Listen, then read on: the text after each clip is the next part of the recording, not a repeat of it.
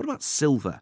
My Friday boss today is head of a fairly new company in a very old market. There were once thousands of silversmiths in Britain. Now there are just 100. He's trying to reboot an industry in which Britain excels, but is neglecting, according to him. He's just finished buffing up the FA Cup, which will be played for on May the 11th. Kevin Baker is the chief executive of Thomas Lyte. The name itself, very old. I think it was a 17th century silversmith. Is that right? No, courtier. Courtier, sorry, I beg your pardon. Kevin, welcome. Are you knocking out dents in the FA Cup, or are you making new stuff which will turn up on Antiques Roadshow in 200 years' time? Well, Simon, I think we can say we're doing both and a little bit more. In terms of knocking out dents, yes, we restore famous pieces of silver globally. We work for royal palaces, military regiments, and indeed we restore the FA Cup, the Rugby World Cup, the Ryder Cup.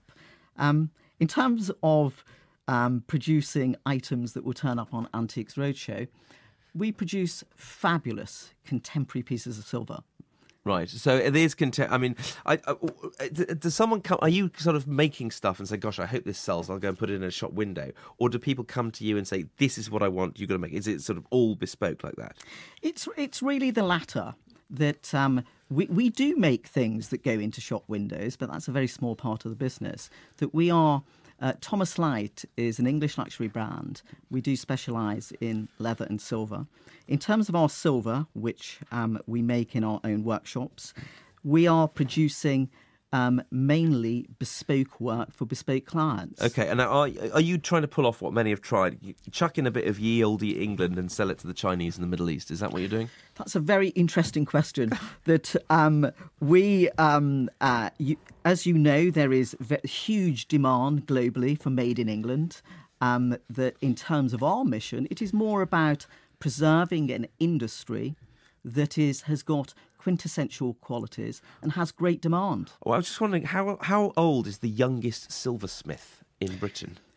Well, as you referred to, there used to be 4,000 silversmiths in the early 1980s, and now there's perhaps 200. Many of them are actually in their late 40s, early 50s, but there are younger silversmiths arriving. We've got a very good example where we had someone from IT, a chap in his late 20s, from a new industry, joining us as an apprentice in an old industry. Okay, I mean, are the tools of the trade changing? I mean, when I can sort of 3D print in silver, then you're in trouble, aren't you? I just wonder how replaceable your skills are, or whether this is an industry, and if it goes, it's gone. Well, it's Britain still has the finest silversmiths. No, it is not replaceable in terms of 3D technology, although we are using very advanced technology. But silversmithing is about handcraft skills and great judgment. Yeah. I bet the tools of the trade are probably about hundreds of years old as well, aren't they? They certainly are. Many are Victorian. Okay. I just wonder about the intrinsic value of the metal. Let's get back to the financial part of this. When, for example, are you gold's poorer cousin? I mean, we saw a massive sell-off in gold. Silver followed, by the way. I just wonder, does that affect demand for your products? Someone's saying, "Oh, blimey, the family silver's not worth as much as it used to be." No, not really, but you're quite right that silver is a precious metal. It is a commodity. It is measured in terms of weight. Sadly, people will indeed take a beautiful piece of silver and sell it scrap it rather, as the price goes up. How much of the value of something you make is in the intrinsic value of the metal, and how much is it in the fact that, it looks nice and da-da-da? Of the £100, how much is intrinsic value and how much is design? You're asking us a very good question on our costing. Yes. It is about art and craft. There is a very reasonable percentage. I don't want to sound like a civil servant in terms of the metal.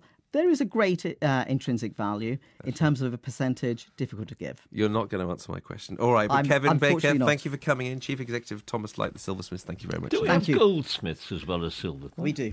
Of course we do. There's a whole college named after it. So, John, in terms of definition, a goldsmith is usually someone that can work with silver. A silversmith can't always work with gold. There we are. How about that? Fascinating. Thank you very much.